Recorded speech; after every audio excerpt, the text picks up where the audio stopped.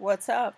Your girl just locked in 50 cents a share on CTRM. Let's take a look how. So, I woke up for the morning open and I immediately felt overwhelmed. There is a great recent podcast on Steady Trade, episode 100. Kim something Curtis came by and talked about taking note of how you feel because your emotions play a big part in your trading, and to try to remain neutral and to try to make a prenup with these stocks and to exit when things are not going the right way.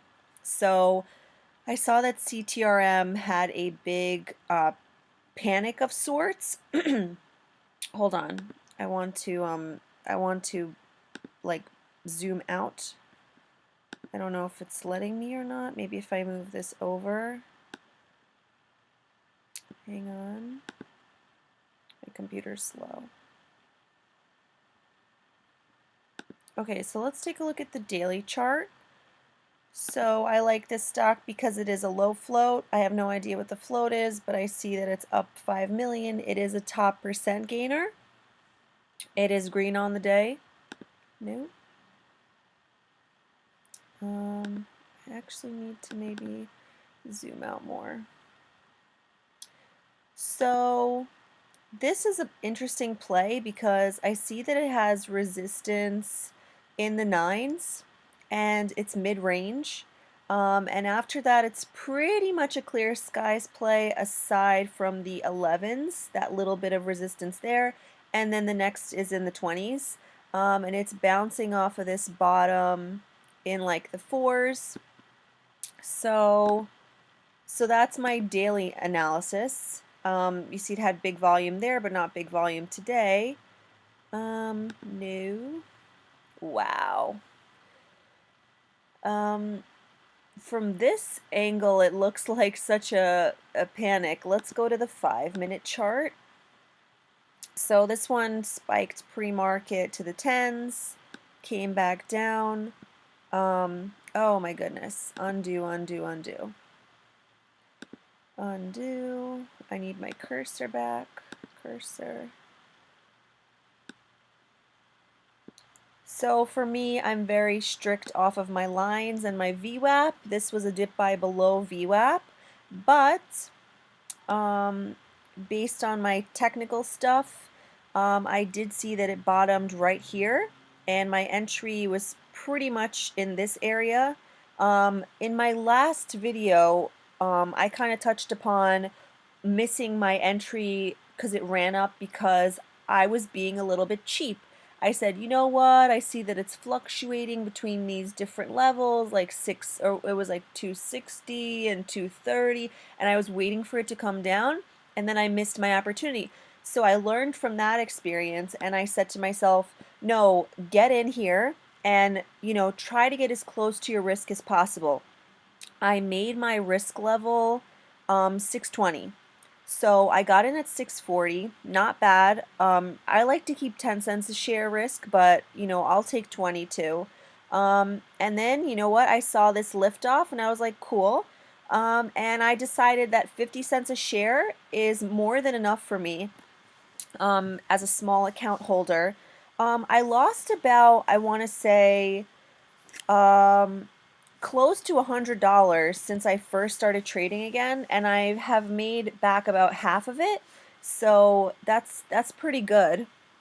Like I think I was in the 9, my account is like 9 something. I think it got down to 920. I'm at 980 right now.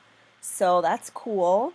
So this was a beautiful little 50-cent move. I saw that I had kind of trouble here in, because it wasn't like, it should have been like taken off. It should have been like approaching.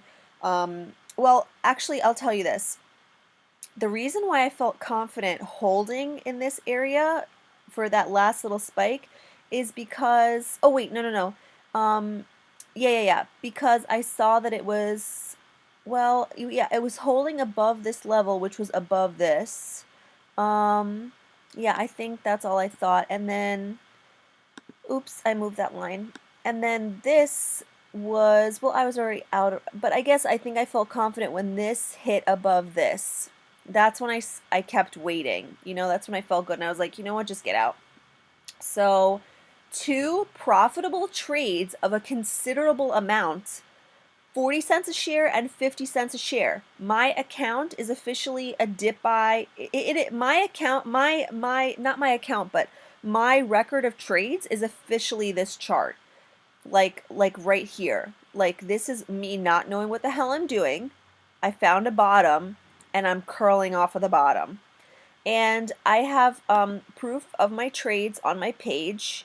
Bitch, locked in 50 cents a share. So I took a picture of the where my whole thing, and then I also have a picture of my actual entry and exit.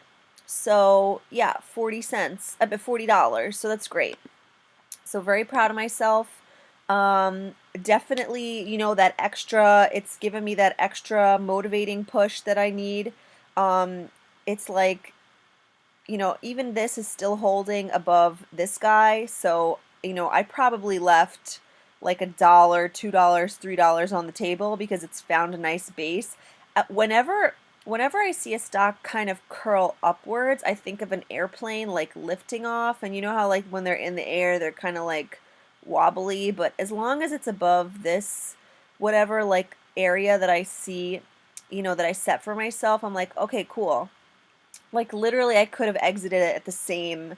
I'm sure it'll keep going. Like this is just this type of chart pattern when it goes below VWAP, finds a bottom like a scuba diver, like this is the ocean, the brown line, and then the scuba diver goes, touches the sand, and now you know comes back for air. That's how, like, I don't know. But another thing that I was looking at earlier too was legacy, but legacy is a huge float, so I don't want to be in a huge float. Um, and this is where I got interested in it in the 60s, but it only had that 10-cent push and it's been downtrending ever since. I would say that maybe this could be a bottom and do the same scuba diver move. I was looking at all the top percent gainers today.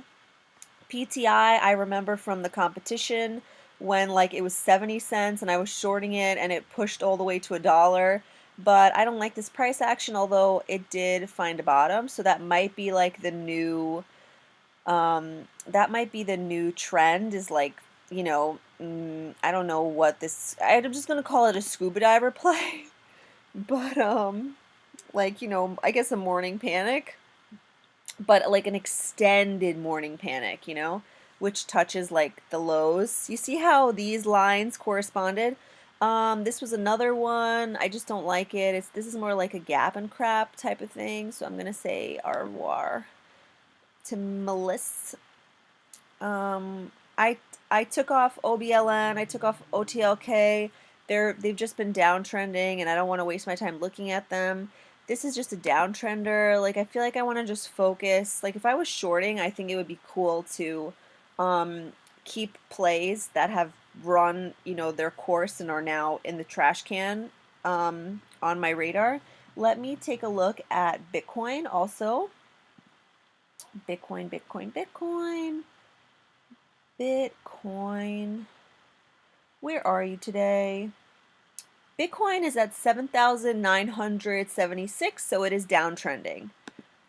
I have the daily chart up of Bitcoin. I'm interested to see what it does in the 32 range.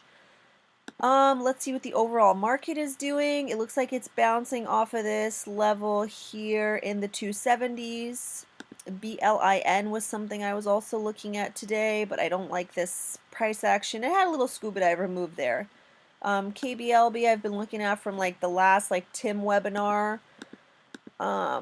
What else? And I just like started eliminating plays. Like so at 9 o'clock I kind of sat down, or 9:10 I started feeling very overwhelmed because I'm like I can only look at one chart at a time and I don't know what to play. And I was like, "Why, Liz, why are you feeling this way? Like I thought you felt like you were in a groove now." And I was like, "Yeah, dude," talking to myself. But no, I don't talk to myself like that. But I was like, Yeah, I am feeling good. I do feel like I know what's going on, but when I just sit down, unless I'm in front of 10 monitors watching everything, I do feel overwhelmed. I do have that fear of missing out.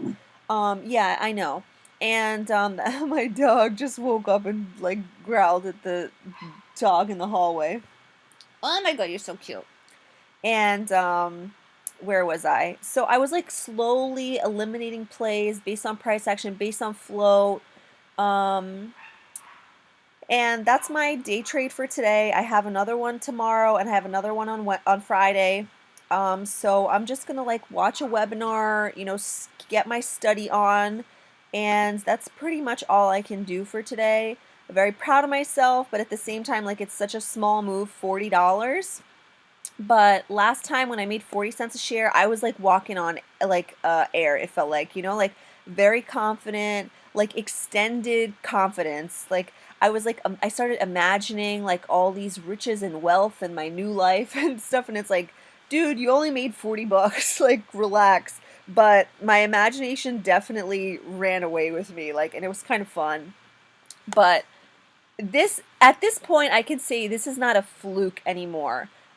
When things happen twice, they are officially a pattern, you know? So I'm really, really happy and proud of myself, and this is great. It really goes to show you that if you put in the work, you can get some results. That's what I want to give to other people is like Steven Johnson really, really inspired me because he never quit, and I saw that he was gradually getting better. And that's my hope for everybody watching this is that, I came from what the hell am I doing to I feel like I sort of know what I'm doing now. And that's a great feeling. So just don't quit. Like I remember, like go look at episode 1 or 2, and I'm just like, wow, why are things going up? Are they gonna suddenly crash? Like I had no idea what any of these lines meant, and I was thinking the other day about chaos, how like this is just all a big bunch of chaos. But through my lines and like understanding price action and understanding what happens when it dips below VWAP, and especially setting a tight risk level so you don't feel like you're floating in space. That has helped me so much. So that's pretty much it. I'm not gonna I'll come back at like 3 or 4 just to see what to keep open in my window for tomorrow. But this is a really great moment of victory for me. So thank you for watching. Let me know your comments and ideas. Let me know what you're trading. And that's all. Yay! Bye.